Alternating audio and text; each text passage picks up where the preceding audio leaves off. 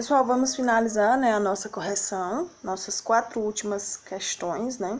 Questão 7, a gente no vídeo anterior parou na questão 6, então vamos para a questão 7. Diz o seguinte: desde o final do século XIX e início do século XX, os países mais desenvolvidos apresentaram redução da taxa de natalidade graças à intensa urbanização que teve entre seus fatores propulsores o processo de industrialização. Aliados a isso, outros fatores mais recentes têm levado à diminuição significativa da taxa de natalidade nos países mais e menos desenvolvidos. Quais são esses fatores? Vamos lá. Essas respostas aí vão estar lá na página 406 e 407. Primeiro fator: custo de vida. O custo de vida hoje é altíssimo, diferente de antes, né? Que se criava um filho de qualquer forma. Hoje não. Esse custo de vida aí aumentou. Gastos com moradia, com alimentação, com vestimentas, com saúde, com educação, com transporte, tudo isso preocupa os pais de hoje, né? Antes não tinha tanto essa preocupação.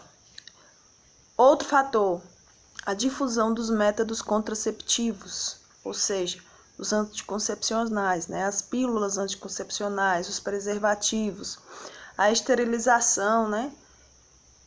Outro fator: a participação da mulher no mercado de trabalho fez com que ela tivesse menos filhos.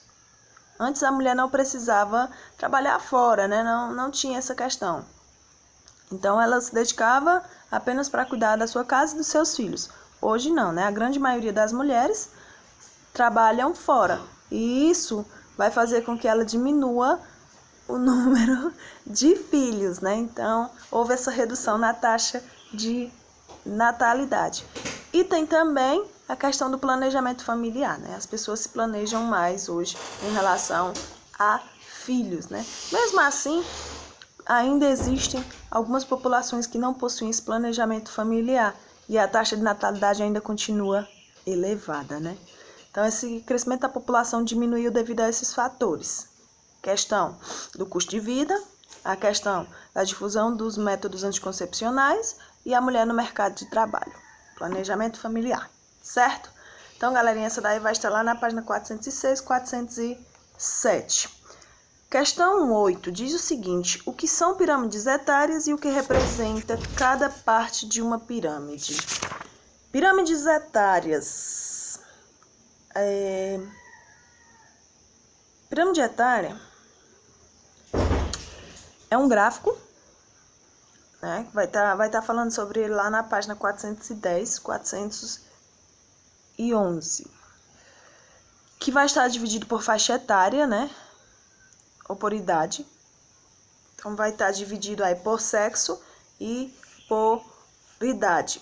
Então, no qual é possível visualizar as características da população como quantidade de indivíduos dividido por sexo, feminino e masculino, e faixa etária, jovem, adultos e idosos. Então, essa resposta aí vai estar lá na página 410. Lembrando, aí são 2 perguntas em uma. O que é pirâmide etária e o que mostra cada parte da pirâmide etária. A pirâmide etária é dividida em 3 partes: base, corpo e ápice. A base vai estar mostrando a população de crianças e jovens. Então, se uma pirâmide tem uma base larga, significa que a sua população é formada mais por jovens, que é como a gente tem aqui na página 412, populações mais jovens. A base é larga.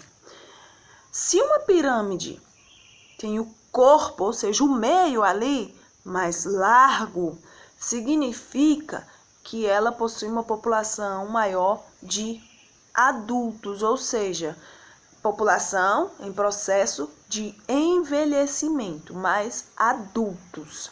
Então, o meiozinho da pirâmide vai estar mais largo. Mas se uma pirâmide possui um ápice, ou seja, o topo lá em cima mais largo, significa que essa população tem o maior número de idosos, ou seja, populações envelhecidas. Isso vai gerar algumas consequências, né? Porque vai faltar mão de obra, já que idoso não trabalha, e vai ter que melhorar a condição de saúde, já que idoso exige muito, né? E também tem a questão das aposentadorias. O governo gasta muito com a questão de idosos, né? Então, essas populações envelhecidas significa que tem uma alta expectativa de vida, certo? Então, a primeira pergunta vai estar lá na 410 e a segunda pergunta vai estar na página 412 e 413, que é as três partes: a base, o corpo e o ápice. Certo, galerinha? Então, a próxima pergunta, questão 9. Caracterize migração interna, que são migrações internas. São aquelas que ocorrem dentro de um país. Então, eu não saio do meu país. Tem aqui, ó, deslocamentos que ocorrem no interior do território de um país. Então, eu migro de uma cidade para outra, por exemplo, mas eu não mudei o país. Isso é chamado de migração interna. Aí tem migração internacional. Eu já mudo de país. Então, eu moro no Brasil e vou para os Estados Unidos. É uma migração internacional. São deslocamentos em que a pessoa ultrapassa as fronteiras políticas de seu país de origem. Então, eu saio do meu país de origem, eu saio do Brasil e vou para outro país. Isso é uma migração internacional. Aí nós temos migração temporária. São aquelas em que o indivíduo reside, né, só por alguns dias, meses ou semanas, ou até mesmo ano. Então, eu vou para um local, passo um ano lá e volto novamente para cá, né? Então, isso é uma migração temporária. Migração permanente já é totalmente o oposto, né? É aquela em que o indivíduo se estabelece, ele vai para morar, para ficar nesse lugar e não tem previsão de retornar para o seu lugar de origem. Então, é como se eu fosse para outra cidade e fosse morar, não tivesse previsão de voltar para cá, certo? Migração voluntária ou espontânea. Uma coisa espontânea é uma coisa que eu quero, né? Então, os fluxos populacionais são de trabalhadores atualmente, a maioria, né? Então, ocorre essa migração voluntária ou espontânea, ou seja, de maneira livre. Quando eu quero migrar, quando eu decido sair, né? Quando eu decido migrar para outro local. Então, isso é uma migração espontânea. E a migração forçada. O que é uma coisa forçada? Quando eu faço algo que eu não quero, que eu estou sendo obrigada a fazer. O que leva uma pessoa a ser forçada a migrar? Primeiro, crises econômicas, né? Guerras. Então, eu tenho que deixar o local onde eu estou para migrar para outro lugar. Essas aí são as migrações forçadas. Beleza, galerinha? Então, a resposta dessa questão vai estar na página 418. E para finalizar, a nossa questão 10. Muita gente teve dúvidas nessa partezinha aí, né? Quais os fatores atrativos e repulsivos para a migração? Atrativos. É uma atração. O que me faz migrar para o Brasil? Quais são os fatores atrativos que ele possui? O que me chama a atenção para ir para o Brasil? Então, atrativos que atraem alguém, né?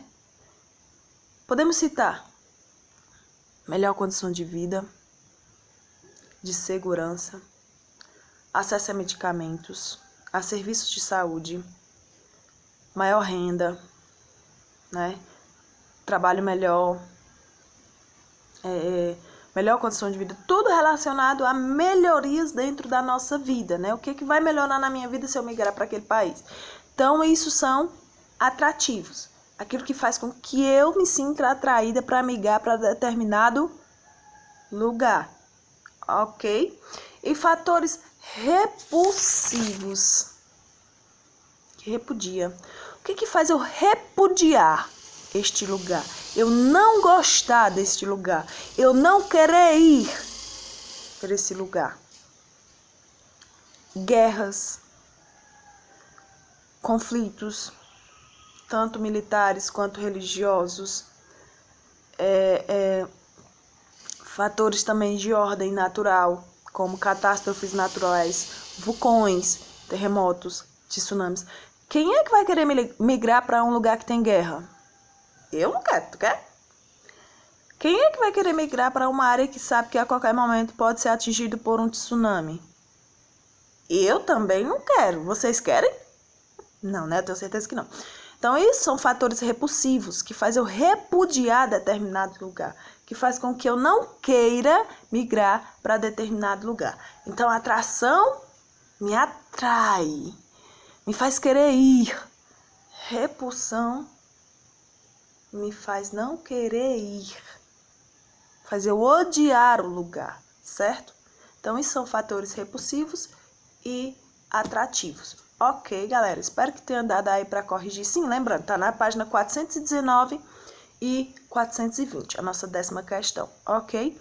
Então, quando vocês vão corrigindo aí, quando vocês terminaram de corrigir, a gente vai abrir espaço para a retirada de dúvidas, né? Já que é a nossa última aula antes da nossa avaliação, certo, galerinha? Então, está aberto o espaço para vocês tirarem as dúvidas de vocês, se ainda restar, né?